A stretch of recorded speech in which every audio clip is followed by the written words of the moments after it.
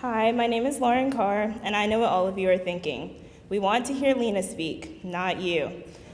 But there is in fact a reason that I'm up here, and that is to give you guys a little time to really get ready for what Lena has to say. Now, I know that we've all been taught not to be like anyone else, to be unique and to be ourselves. But I genuinely believe that if all of us became just a little more like Lena, the world would be a much better place. Maybe that looks like starring on the former dance team, or sporting your zipper earrings or other unique accessories and articles of clothing. Or maybe that sounds like confidently speaking up for what you believe in, or giving encouraging words that someone really needed to hear. Maybe that tastes like preparing delicious homemade cookies and desserts. Or maybe it feels like a genuine smile and hug that even I would accept, and that's saying a lot. Although the world would be a better place if we were all a little more like Lena, these are Lena's qualities, and I know that we're all familiar with our wonderful honor code, so no stealing is allowed. Good luck finding your own, and even then you probably won't be as awesome as she is. So with all of that being said, I now invite all of you to put your hands together for Lena Soares.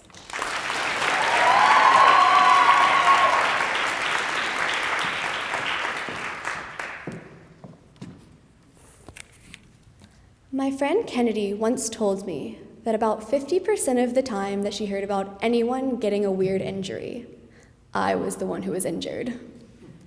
This was in response to a conversation we were having about ice skating, and I had just confirmed that I too loved ice skating, even though I once ran over my own finger and bled all over the ice. However, this is far from my only example of odd injuries. Perhaps I should bring up how I accidentally cut my finger with scissors, twice, and yes, it was the same finger both times.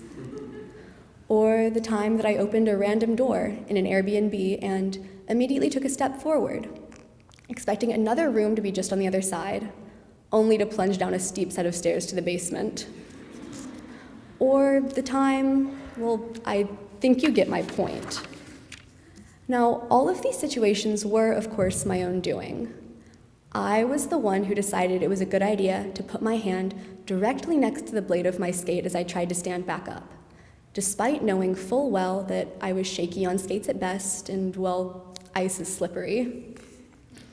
I was the one who managed to misuse scissors so poorly that I cut the same part of my finger I had sliced open years earlier and ended up in the hospital at 2 a.m. when my finger wouldn't stop bleeding. I was the one who decided to go nosing around a strange house and never stopped to think that perhaps closed doors are closed for a reason. And yet, none of these situations ever made me stop and think, and never made me stop and take a second look at my actions, never made me stop diving headfirst into life without a care for the consequences. The dictionary defines the word impulsive as acting without forethought, which could certainly label my outlook on life until I was 15. However, during the summer between 9th and 10th grade, a situation occurred that reminded me of just how drastic consequences can be. My family went on a trip driving cross-country in the UK, and one morning in Wales, my cousins and I decided to go swimming. As we wrapped up another round of Marco Polo, I realized that something was splashing around next to me. My first assumption was that it was a frog, but as I drew closer, I realized it had wings. It was a bat, a baby by the looks of it. And in that moment, I only knew that I simply couldn't let the little bat drown. So without a second thought, I scooped up the bat with my bare hands. Now, I'd like to stop here for a moment and give a little safety warning. Do not pick up wild animals. You will end up getting bitten. And lo and behold, hours later, I was sitting in the waiting room of a hospital in Chester, awaiting the arrival of what was to be the first of 5 rabies shots that I would be receiving over the next 2 months. Everything turned out fine, thankfully, but when I think of other ways that the situation could have played out, I get chills. Now, my impulsive nature certainly hasn't left me, but this experience helped teach me the importance of at least giving a second of thought before making a decision. However, I also think it's important to state that although I have outlined for you many reasons that could support the claim that impulsiveness is a negative trait, I personally feel the opposite. There are so many occurrences in life that happened only because I was impulsive enough to attempt them. So many close friendships that began because my impulsiveness outweighed my nervousness and pushed me to say hi.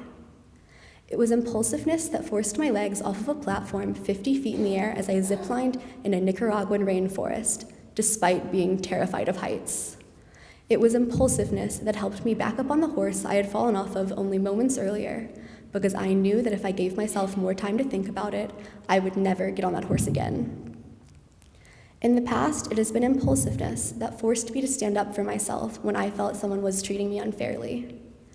It's taken me a long time to realize this, but I've come to the conclusion that impulsiveness seems almost like a synonym for bravery. And no one ever says that bravery is a bad thing, do they?